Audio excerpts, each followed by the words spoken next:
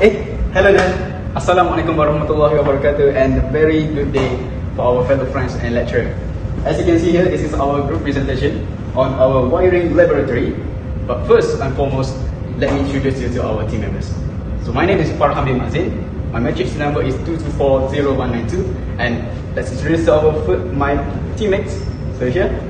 Hello, my name is Muhammad Khairul Rosli. My matrix number is 224103. And next our. Hello, my name is Nurul Syafqah Abdul Fazil.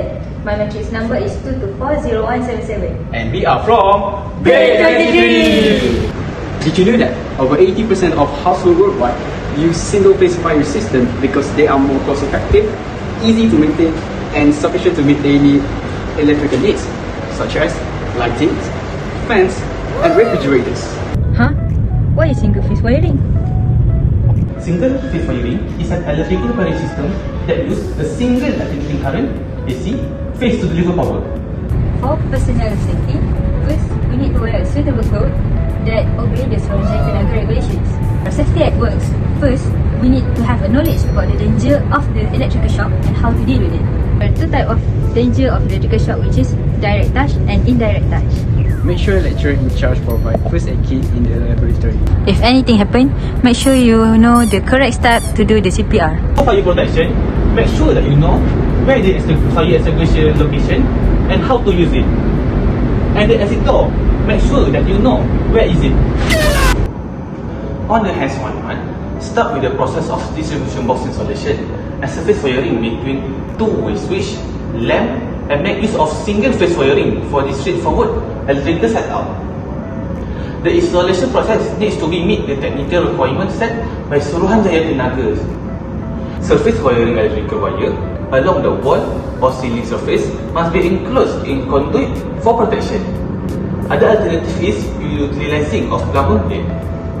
The two-way switch is installed on the wall surface, and they were connected to the set terminal on each switch with the distribution box and lamp.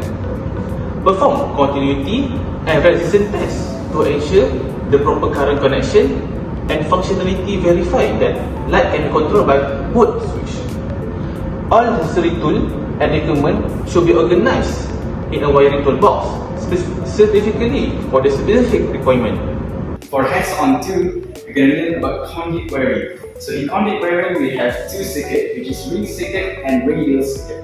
So for the ring circuit, it is what is a ring circuit? Ring circuit is a loop wiring system that the power flow from supply to the devices or sockets and then return back to the supply. And electricity in ring circuit, it's flow in two directions, making it more better for heavy loads. While in the radial circuit, as you can see here, it is a straight wiring system which the power flows from the supply to the sockets or devices and just stop there. And it can only handle a lighter load because the electricity goes in just for one direction only. So as you can see here, there's a lot of wires you can see here, but I show you where is the ring and also the radial. So the radial circuit is actually so this is supply, the radial circuit as you can see here. The power, electricity flows from the supply and to the socket. Look at the ring circuit right here. Alright, the ring circuit here, it has two light wire, which is making electricity flows from the supply. Alright, it flows to the loads and following back to the supply. Before we do hands-on to conduit wiring, we need to choose the right wire size.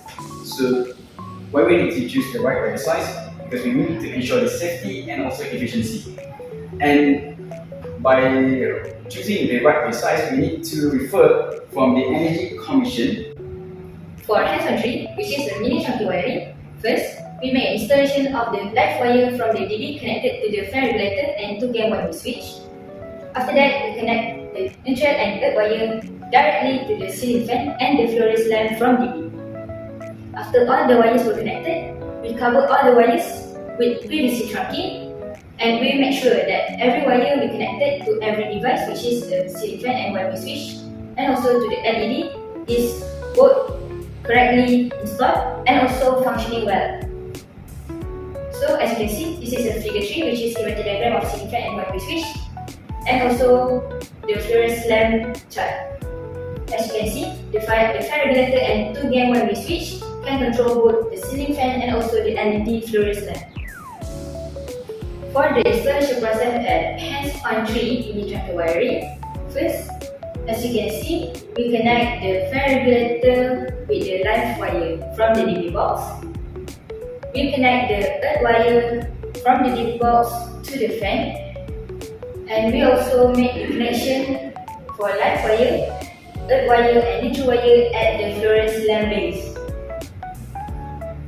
Then, after we make the installation at the ceiling fan, we put it back at the ceiling where it's supposed to be with a complete installation. This is our result on hands-on 1, which is distribution box installation and surface wiring. Firstly, we need to make sure that distribution box and surface wiring were installed carefully. The two-way switch are functioning well, and make sure that the continuity and resistance test show that the electric line is linked at the two sides. At the final result, we will see that the lamp is functioning. On hands-on 2 conduit wiring, the power socket outlet radial and ring circuit were installed carefully. Both circuit power socket outlet functioning well. The continuity test and resistance test show that the electric line is linked at two sides, and the power socket outlet is functioning. For final result hands-on 3 mini truncated wiring, we ensure that mini truncated wiring were installed carefully, the 2-gang one-way switch functioning well, and the continuity test and the resistance test show that there is a connection between 2 points of the electrical part.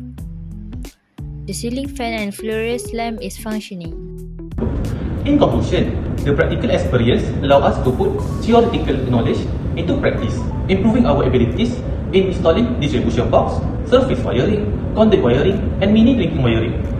Dealing with tangled wires while working on tasks help improve our problem-solving skills, emphasize the significance of being adaptable, and employing critical thinking in the electrical work industry.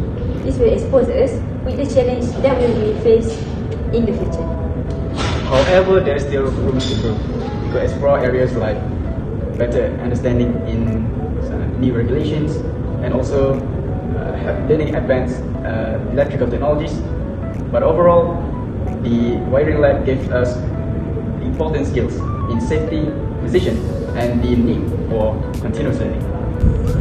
There are many types of casing such as conduit, concealed conduit, PVC casing capping, trunking, and surface conduit wiring. Casing in wire system is fundamental component in the wiring system because it ensures the safety. The casing prevents accidental contact with left wire, reducing the risk of electric shock. It also provides an essential barrier against heat, ensuring that wire do not pose a fire hazard. The electrical loads always become the reference to choose the correct wire types and size to carry the amount of current in the wire. Larger electrical loads require larger wire size and more high endurance type of wire. One of the examples where choosing the wrong wire size could cause problem is when we're using the high power appliance such as refrigerator. We should choose the wire that can carry 20 amperes of current. If the wire chosen can only carry less than 20 ampere current, the wire will overheat and potentially cause the fire risk due to the melting of insulation that leading to short circuit. There are 3 steps when the device doesn't function as intended. So the first one is we use the visual inspection. So how it works, we check for loose wires or broken parts or maybe some burn marks. And next we use the continuity test. So we use a multimeter and we check whether it beeps. So the connection is good, but whether it's not, so it is something is broken in the circuit. The last one is resistance test. We use a multimeter test to measure the resistance and we compare the reading to what it should be. That's all from us. Thank you for watching.